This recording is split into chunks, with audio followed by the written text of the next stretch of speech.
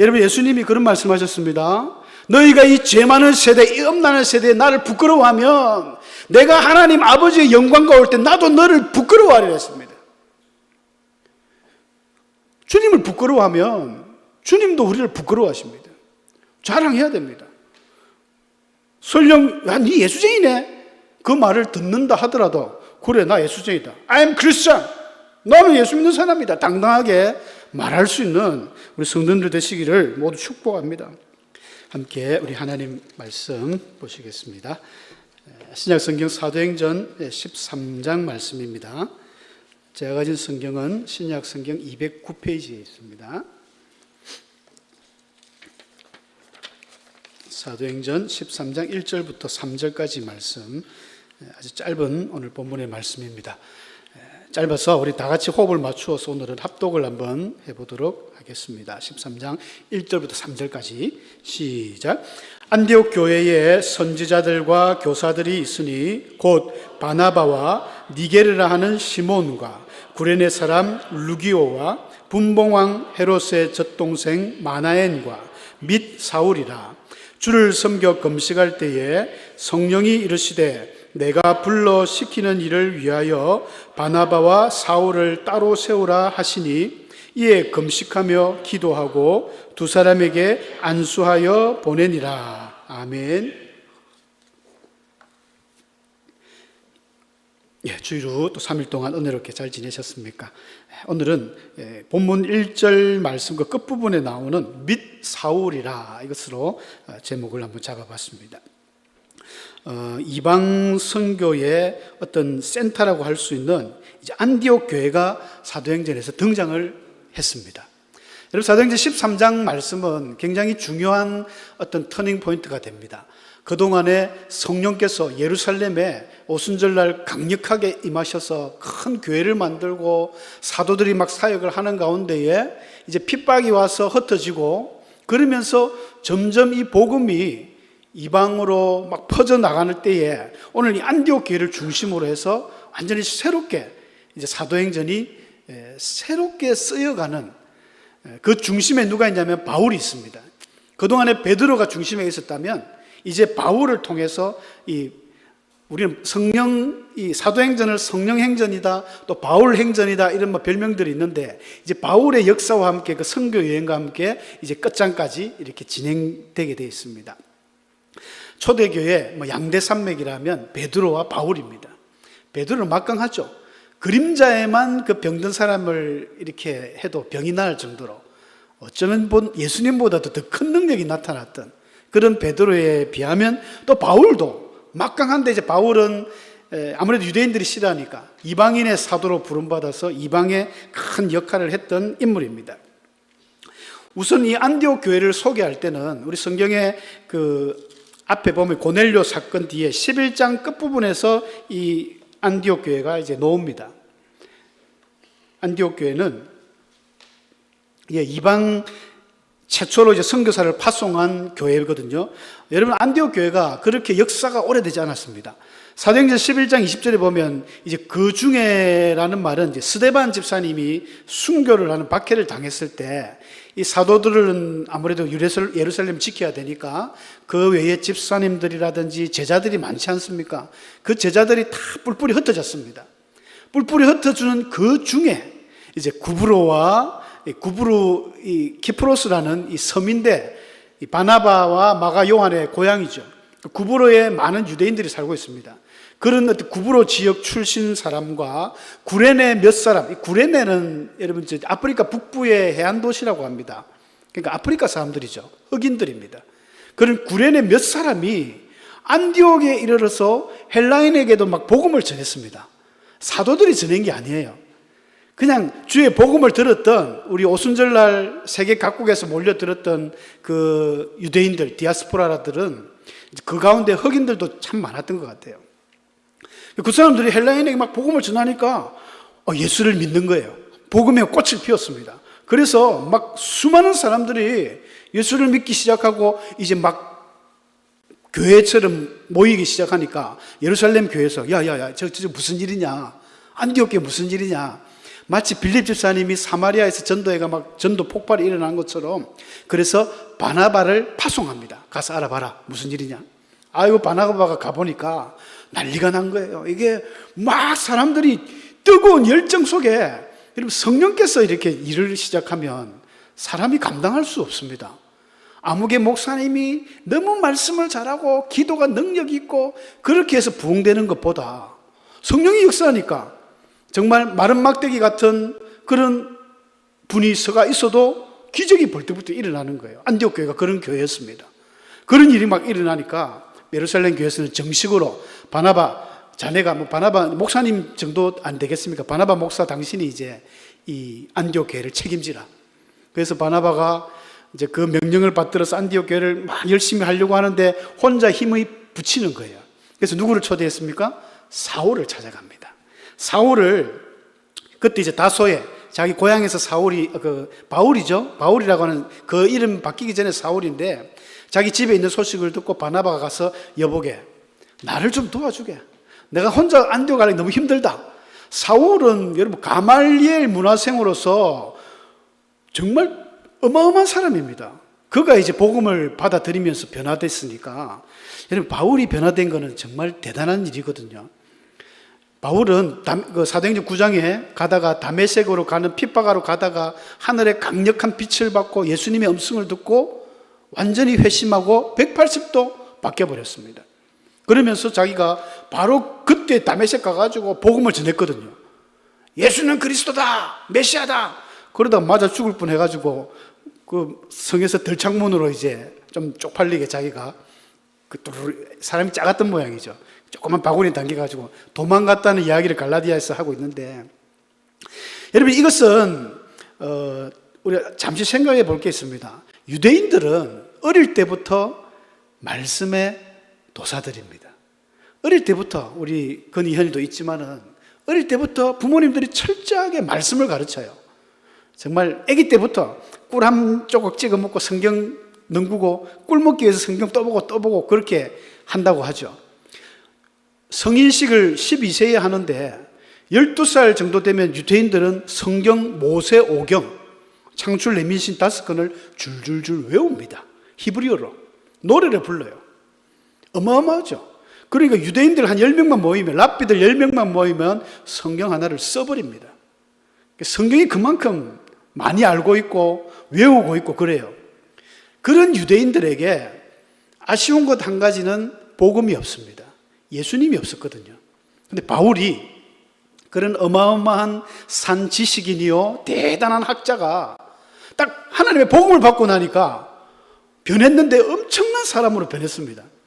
여러분 이것은 단순히 바울만 그런 게 아닙니다. 스데반 집사님도 보셨잖아요.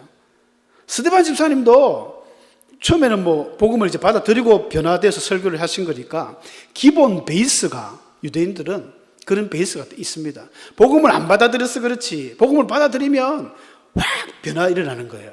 제가 예전에 뭐 학창시절에 또 청년 때에 우리 그런 말씀들을 많이 들었습니다. 우리 장로 교인들은 특징이 너무 조용하다.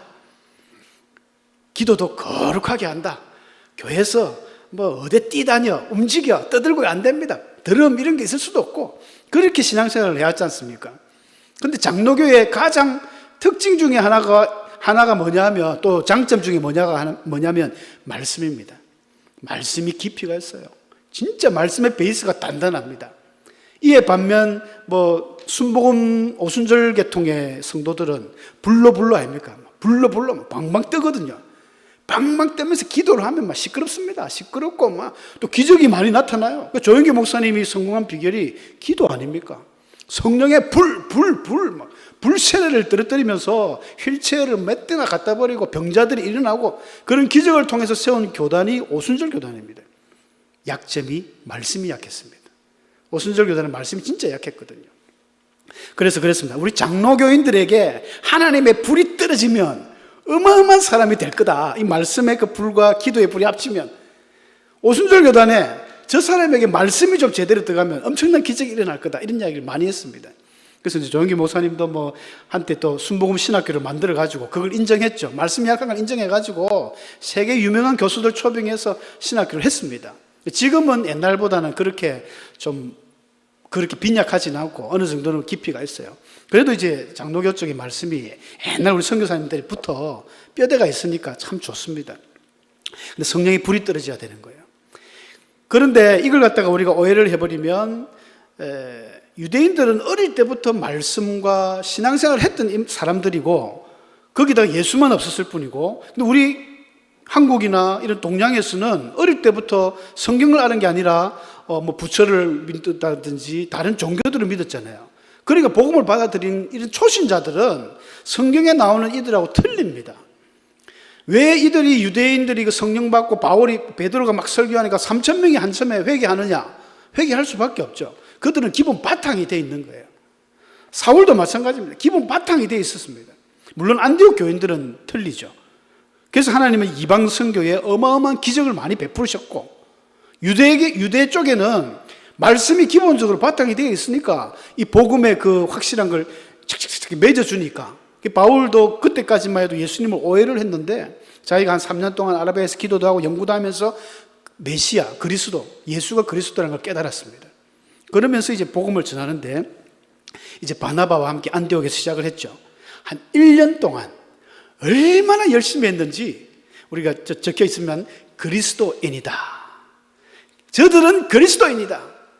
제가 원어로 크리스티아노스를 했잖아요. 이아노스라는 끝에 붙는 말은 뭐뭐의 사람, 뭐뭐의 종, 노예를 부를 때 이아노스, 뭐뭐 이아노스 이렇게 끝에 붙습니다.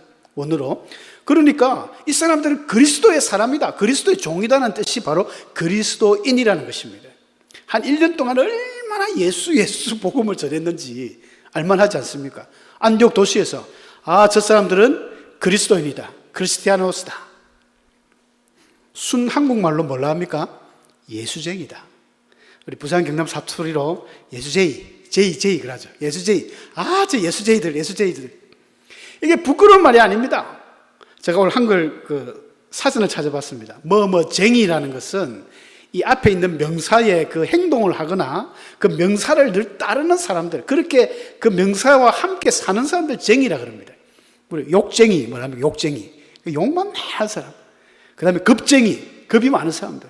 고집쟁이, 뭐 이런 거 쟁이라 쓰잖아요. 예수쟁이는 예수님의 사람이라는 거예요. 저 사람은 진짜 예수쟁이다. 여러분, 예수쟁이라는 소리 듣기를 축복합니다. 들으셔야 됩니다. 그런데 그 소리 듣기가 부끄러워서 참 우리 채소 집사님인데도 밥 먹을 때 기도하는 것도 부끄러워가지고 먼 산 한번 보고 슬쩍 눈 감고 그냥 자기는 마음으로 기도했다.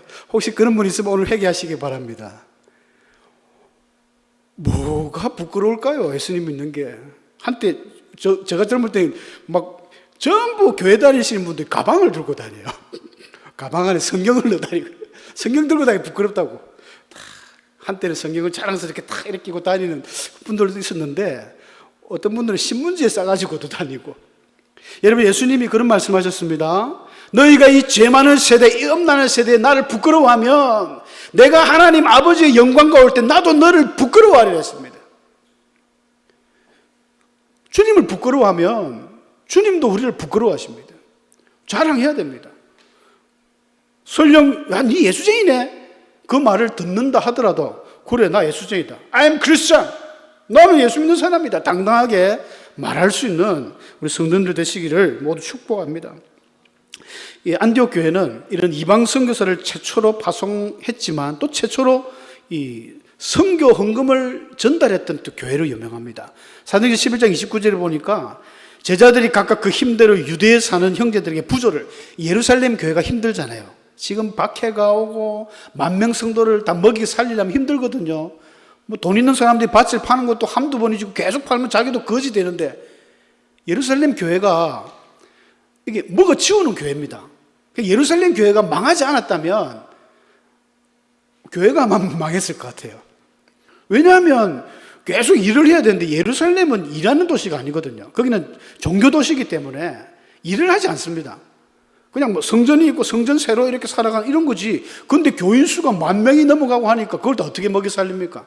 가난합니다. 그래서 바울 사도도 3번이나 전도 여행을 하면서 가는 데마다 헌금을 모아가지고 예루살렘에 헌금하잖아요. 안디옥 교회가 그 일을 처음 했습니다. 근데 중요한 단어가 제가 색깔로 칠해놨지 않습니까? 각각 그 힘대로. 야, 무슨 3년밖에 안 됐습니다. 안디옥 교회. 이제 1년하고 거의 2년, 3년째 들어오는 이 교회가 무슨 선교 헌금을 하고 파송 선교사를 보내고 이런 일이 있을 수 있을까? 여러분, 그 힘대로 선교를 했다는 것입니다. 무리하게 빚을 내서 헌금하는 건 아니죠. 혹시 이 자리에 그런 분 계시다면 그렇게 할 필요는 없습니다. 내가 무리하게 막 빚을 내가지고 헌금을 한다. 그 헌금 하나님이 기뻐 안 하실 겁니다. 그런 짓은 누가 잘하냐면 사이비 교주들이 잘하죠. 물론 뭐 좀 이상한 목사님들도 하긴 합니다. 그런 분들도 좀 압니다. 장로들이 지금 장로님들하고 뭐 장로들은 똑똑하니까 안 할 거예요. 장로들이 없는 미자리 교회 같은 아무개 몇 명 똘똘한 집사람들 모아가지고 한 10명이 마이너스 통장을 만듭니다. 1,000만 원짜리 마이너스 통장 10장 내면 1억 아닙니까? 근데 마이너스 통장 내면은 이자 조금씩 매달 내면 되거든요. 교회는 목돈이 들어오니까 그 1억을 활용합니다. 성도들에게는 교인들 헌금 받으면 또 좀 보태주고 이런 식으로 교회를 하는 데도 있습니다. 우리 교회도 한번 해볼까요? 우리 장로님들 전부 1,000만 원짜리 마이너스 내가지고 목사님 어떻습니까? 큰 돈이 막 들어요. 근데 잘못된 겁니다.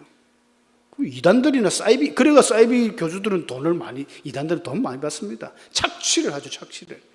자기 이름 대주고 돈을 빌려주지만, 그런 야비한 방법으로 하는 헌금을 과연 하나님이 기뻐하실까?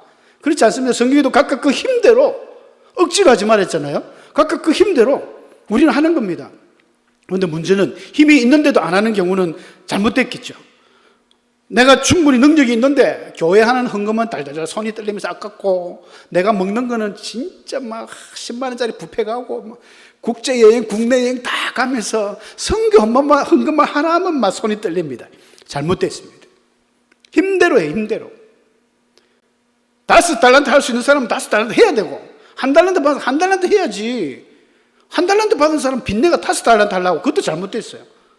5달란트는 5달란트 해야지. 겨우 뭐 5데나리온 이거 안 됩니다. 각각 그 힘대로. 안디옥 교회가 그렇게 했어요. 각각 그 힘대로 해가지고 예루살렘 교회를 도왔다는 겁니다. 하여튼 안디옥 교회 대단한 교회죠. 오늘 1절에 우리가 읽었습니다. 안디옥 교회가 이렇게 안디옥 교회 되게 한 위대한 이 5명의 기둥들 소개되고 있습니다. 그 첫 번째가 바나바. 우리 바나바는 잘 알지 않습니까?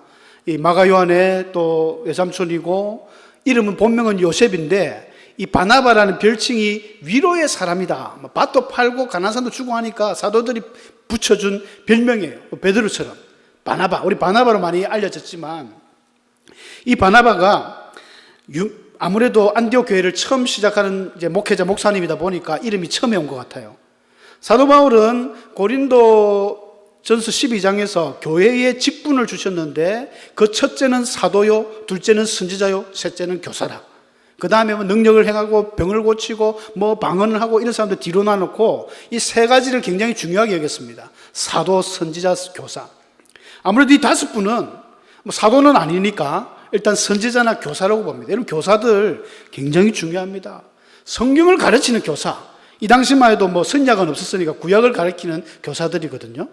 교회 내에 이런 참 성경 교사들이 많이 나와야 됩니다.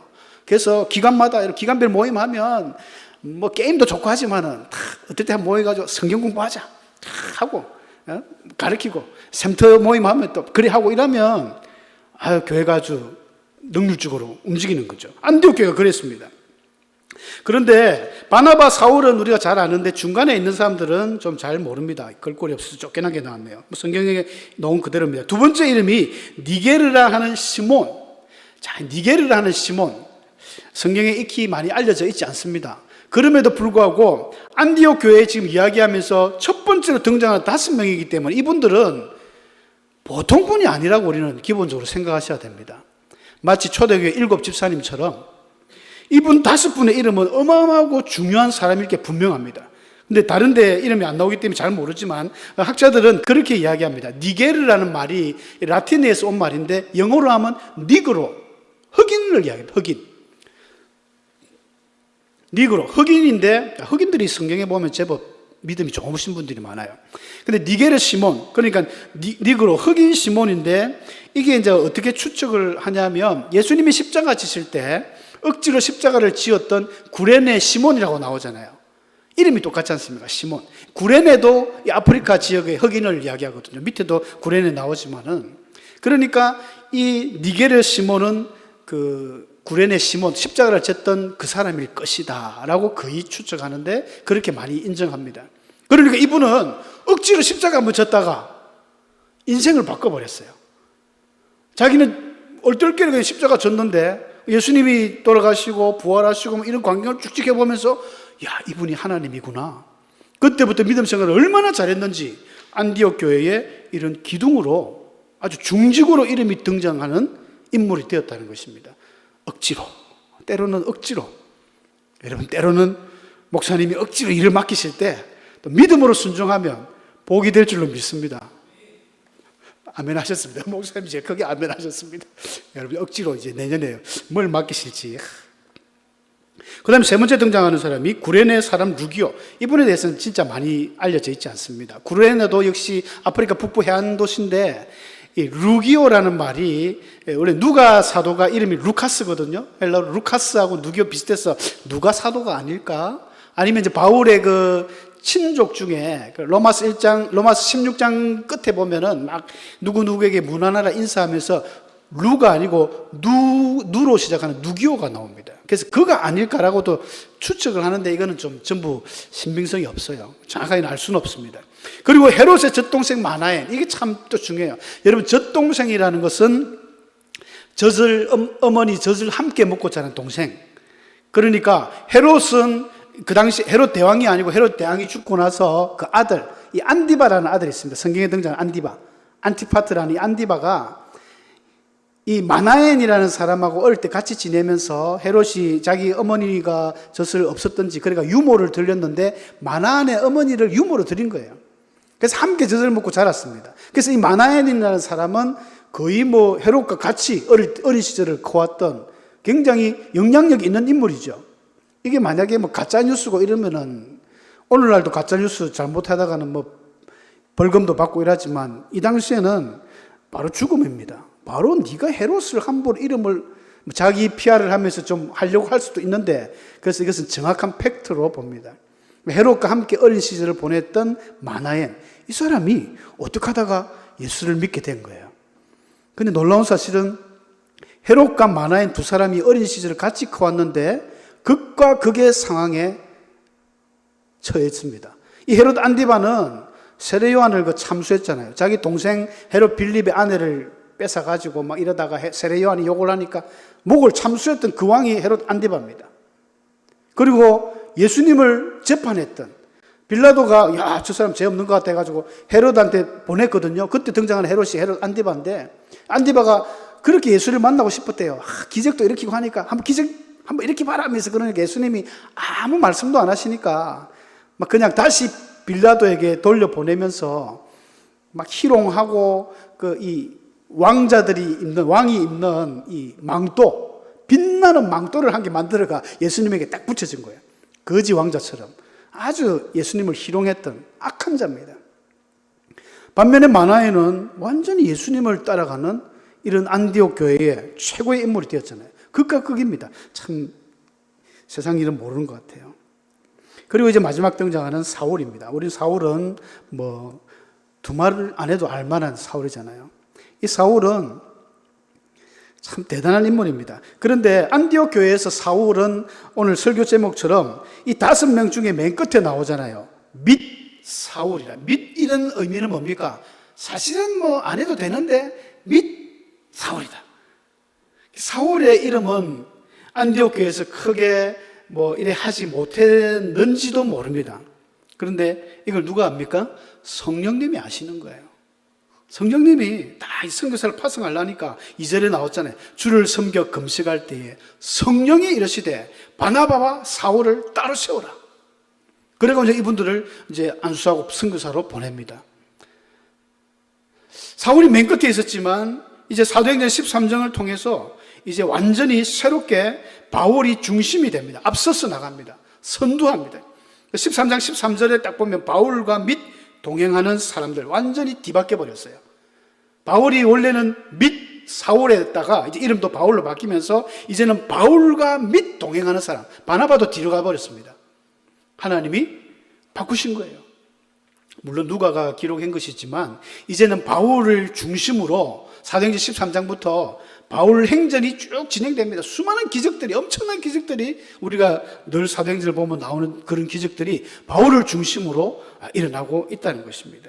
특별히 바울이 이제 첫 번째 사역이 그 구브로섬에서 이 예수의 아들이라고 지칭하는 그 마술사 엘루마를 저주한 사건이 나오죠. 이 사람이 자꾸 복음을 방해하니까 하나님의 손이 네 위에 있다. 네가 앞으로 맹인이 될 것이다. 하나님과 즉시로 앞을 못 보는 맹인이 돼가지고 이런 기적을 일으키고, 그때부터 바울의 이제 인지도도 올라가고 앞서 나가게 됐습니다.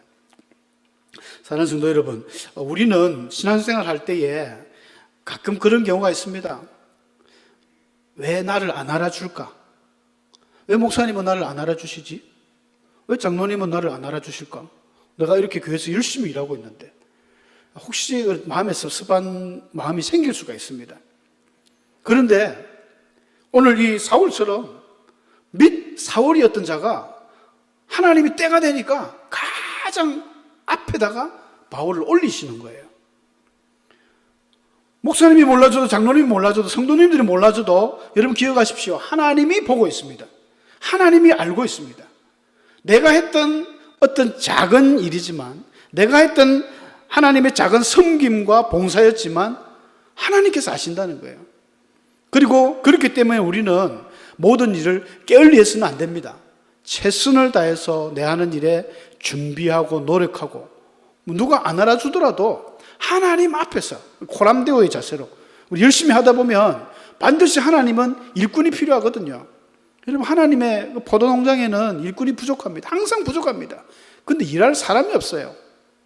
전부 눈치만 보면서 이렇게 아주 뭐라 합니까? 왔다 갔다 이래 일을 하니까 진정 하나님의 쓰임받는 일꾼, 이사야 고백처럼 주여 내가 여기 있사오니 나를 보내소서, 그런 일꾼이 나오면 하나님이 오냐 하고 오늘 성령께서 불러서 이렇게 해서 일을 시키실 텐데 그런 일꾼이 없다는 거예요. 안타까운 것은 점점 더 이런 일꾼이 우리 대한민국에 없습니다. 시대와 타협하고 너무 이제 살기가 평안해서 그런지 점점 우리 믿음의 어떤 모습들도 퇴색되어져 가고 있습니다. 회개해야 될 것 같아요. 우리 믿음의 귀한 과거의 선배들, 첫 초기 우리 조선에 시작했던 그런 믿음의 선배들의 어떻게 신앙생활을 했는지, 그 추운 겨울날 어떻게 선교를 하고 복음을 전하고 기도를 하고 먼 거리를 차도 없이 걸어다니면서, 이런 것들을 우리가 좀 마음에 새겨 가지고 좀 응용할 수 있는, 열심을 낼 수 있는 우리 시대에 맞게 이런 믿음이 돼야 하나님이 반드시 쓰십니다. 안 그러면 계속 그대로 이렇게 신앙생활을 할 수밖에 없는 연약한 사람이 되는 것입니다. 그래서 오늘도 기도하시면서 하나님 나를 써주십시오. 제가 부족하지만 노력하겠습니다. 최선을 다하겠습니다. 하나님의 일을 하겠습니다. 이런 믿음의 고백이 우리 저와 여러분의 입에서 오늘 나오는 그런 은혜의 밤 되기를 축원합니다.